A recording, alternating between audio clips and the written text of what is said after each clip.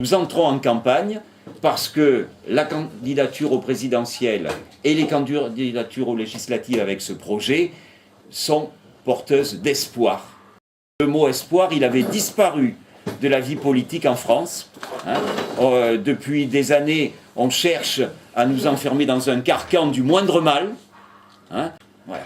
Eh bien, politique du moindre mal, elle est inacceptable parce que c'est un carcan qui nous enferme dans l'austérité, qui nous enferme dans la récession, qui nous enferme dans l'isolement des individus les uns par rapport aux autres. Et donc, l'espoir porté par ce projet, l'espoir porté par les candidats, mérite qu'on s'engage avec enthousiasme. Donc c'est mon deuxième terme, après espoir, c'est enthousiasme. Avec Marie-Chantal, on s'est beaucoup parlé depuis qu'on sait que nous sommes en tandem dans cette bataille et nous allons mener la bataille avec enthousiasme et en comptant sur votre enthousiasme et en faisant faire en sorte que cet enthousiasme et cet espoir, ils essaiment dans toute la circonscription.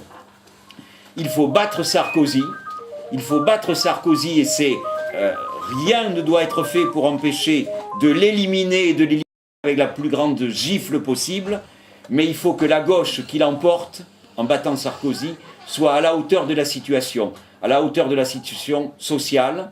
Donc ça veut dire le SMIC à 1 700 €, ça veut dire la retraite à 60 ans à taux plein, ça veut dire le remboursement des médicaments à 100%, ça veut dire l'abrogation de la loi hôpital, patient, santé, territoire, ça veut dire les créations de postes dans l'éducation nationale, mais au-delà des créations de postes, une impulsion pour une nouvelle, pour mettre la formation, l'éducation, la culture au niveau de la société du XXIe siècle, sur l'humain d'abord, et pas faire toujours le moindre mal. Donc ça demande ces engagements.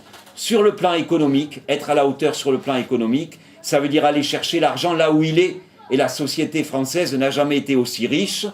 Sur la planète, il n'a jamais créé autant de richesses. Donc il faut aller chercher l'argent, les actifs financiers des entreprises, les grosses fortunes, les dividendes des actionnaires, les bulles financières, la spéculation immobilière, la spéculation financière. Il faut aller chercher l'argent là où il est. Voilà. Et il faut développer la production en France, la production industrielle, avec les ravages qui ont été connus, en particulier avec la période où Estrosi a été pendant 2 ans ministre de l'Industrie. On voit que 2 ans après, c'est des centaines de milliers d'emplois industriels qui ont disparu. Développer, c'est le salon de l'agriculture, une agriculture de qualité, une agriculture de proximité, une agriculture qui réponde aux besoins de la population et qui permette aux agriculteurs de vivre de leur travail, développer dans tous les domaines. C'est que le député de cette circonscription, je le connais bien, c'est Madame Michèle Tabarot.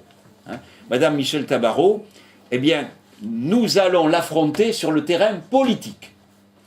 Parce que c'est le maire du Cannet.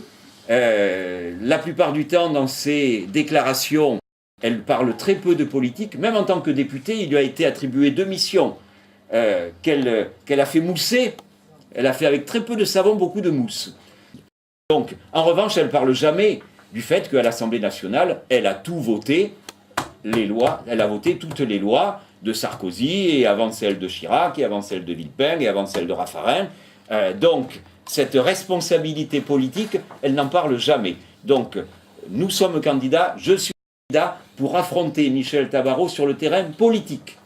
Et je lui proposerai dans les semaines à venir, alors peut-être que la présidentielle ne s'y prête pas, le mien, peut-être aussi, la présidentielle s'y prête, je lui proposerai un débat public sur les questions de politique, projet contre projet.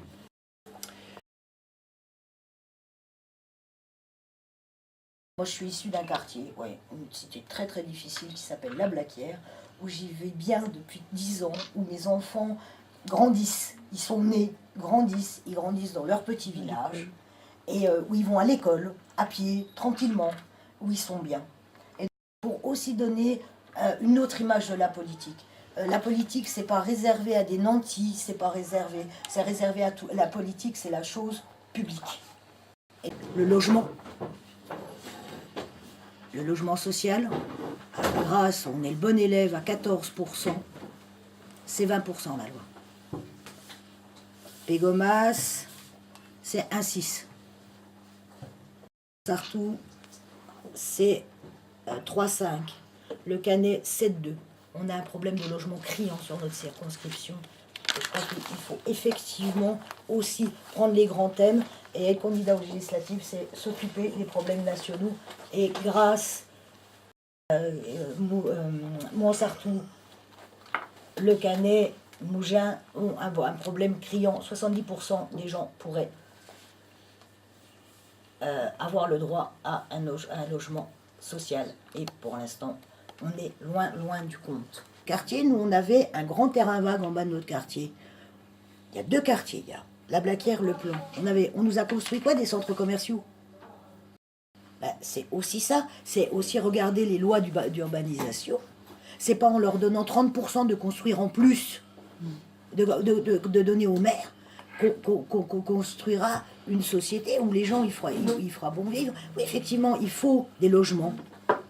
Mais des logements pour qui? Pas du logement moderne, rien. Mais non, il faut qu'on construise sur toutes les communes de notre circonscription, du logement pour loger les gens qui habitent dans nos villes, pardon. Et développer les infrastructures qui vont avec. Effectivement, quand on dit qu'on va affronter les gens sur le terrain politique, et Madame Taboireau dit ah non, je veillerai personnellement à ce que l'hôpital de Grasse à Réa reste. Par contre, la loi Bachelot, elle l'a votée. On vote la loi et après, non, pas chez moi. Donc c'est là-dessus qu'on va se retrouver.